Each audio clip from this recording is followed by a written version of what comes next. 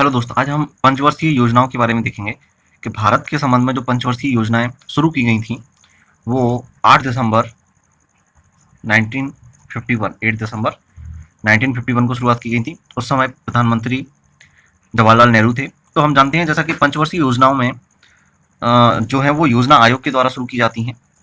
ये किसके द्वारा शुरू की जाती हैं? योजना आयोग के द्वारा। और इसका जो अध्यक्ष होता है वो पदेन अध्यक्ष इसका भारत का प्रधानमंत्री होता है, जो उस समय मौजूद हो। तो जैसा कि हम देखें, पंचवर्षीय योजनाओं को हम याद रखने की ट्रिक दिख रहे हैं यहाँ पर। तो ट्रिक यहाँ जनरली दो तरह की होती हैं। एक तो वो जब हम दोनों चीज़ों को या एक से अधिक चीज़ें उनको एक दूसरे से रिलेट करके याद रखें, और दूसरा उनको याद रखने के लिए हम कोई ट्रिक अपनाएं या कोई एक सेंटेंस याद रखें जिसकी सहायता से हम उनको एक साथ एक क्रम में याद रख सकते हैं। तो यहाँ पर हम दोनों ट्रिकों को देखेंगे। तो एग्जाम में जनरली पूछा जाता है कि योजनाओं के, जैसे कि पूछा गया आपसे, मान लीजिए एग्जाम में प्रथम योजना में किस चीज को प्राथमिकता दी गई थी, तो जैसा कि यहाँ पर है कृषि को।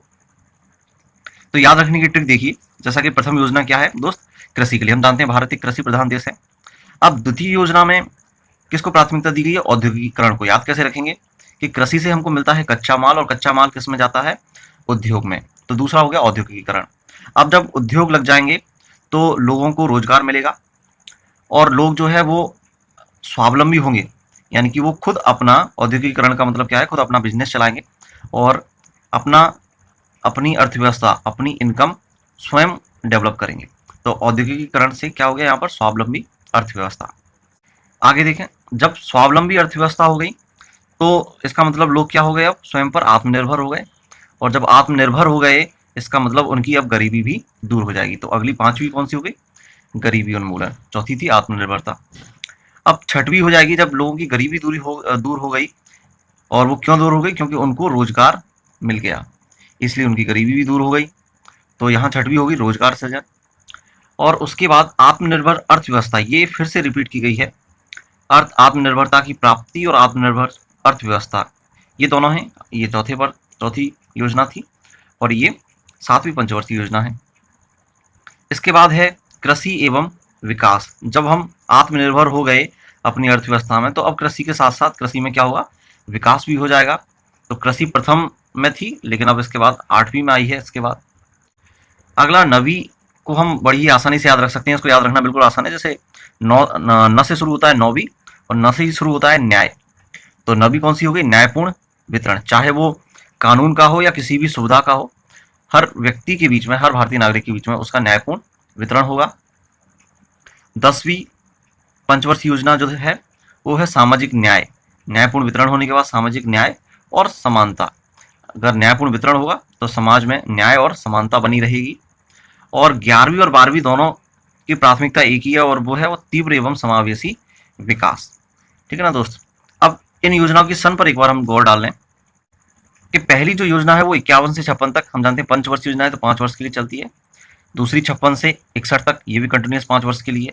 फिर 61 से 66। लेकिन यहाँ पर चौथी से पहले और तीसरी के बाद यहाँ पर 3 वर्ष का ये क्या है? इसमें अंतराल है, गैप है। तो आपको ये ध्यान में रखना है। इसके बाद 74 से 79, यहाँ 1 वर्ष बाद शुरू हुआ, तो यहाँ आपको ध्यान देना है कि 1 वर्ष का यहाँ गैप है। 80 से 85, 85 से 90, फिर यहाँ पर 2 वर्ष का फिर गैप लग गया 8वीं से पहले। 92 से 97। इसके बाद जो है वो कंटिन्यू चला है 97 से 2, 2 से 7, 7 से 12 और 12 से 17। तो सन 2017 में 12वीं पंचवर्षीय योजना जो है खत्म हो जाएगी और 13वीं प्रारंभ हो जाएगी। अब दूसरा तरीका इसको याद रखने का वो है इसकी ट्रिक। तो दोस्त इसकी ट्रिक है कुशाग्र कृष्णा समाज का तीव्र विकास। अब ये दूसरी ट्रिक है। इस सेंटेंस को आप याद रख लीजिए, आप सारी योजनाओं की प्राथमिकताओं को आप क्रम से याद रख पाएंगे। कैसे बनेगा दोस्त? कृषि। तो पहली योजना की प्राथमिकता कृषि। यू से बनेगा उद्योग, तो दूसरी योजना की प्राथमिकता क्या है? उद्योग। एस से बनेगा स्वावलंबी अर्थव्यवस्था। ठीक है ना?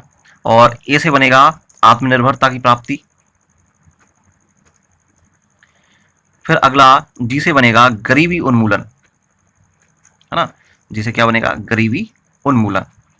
आर से यहां पर बनेगा रोजगार सृजन, रोजगार की प्राप्ति। और ए से वही जो पहले रिपीट हुआ था, आत्मनिर्भर अर्थव्यवस्था। तो इस तरह से प्रत्येक अक्षर का एक ना एक मतलब है। तो सारी योजनाओं को आप यहां से क्रम से याद रख सकती हैं। आगे देखें कृष्णा। कुशाग्र कृष्णा समाज का तीव्र विकास। तो कृष से बनेगा यहाँ पर कृषि, तो 8वीं जो है योजना वो कृषि एवं विकास है। और ना से बनेगा न्याय, है ना, तो क्या है, न्यायपूर्ण वितरण, ये हो गया 9वीं योजना। समाज से बनेगा यहाँ पर सामाजिक न्याय एवं समानता, ठीक है ना, सामाजिक न्याय एवं समानता, ये हो गई 10वीं योजना। का यहाँ कोई मतलब नहीं है। और तीव्र विकास जो है वो 11वीं और 12वीं दोनों के लिए है, तीव्र एवं समावेशी विकास। तो इस तरह से ये हो गया एक सेंटेंस के रूप में ट्रिक, और इससे पहले हमने सबको एक दूसरे से रिलेट करके याद किया था।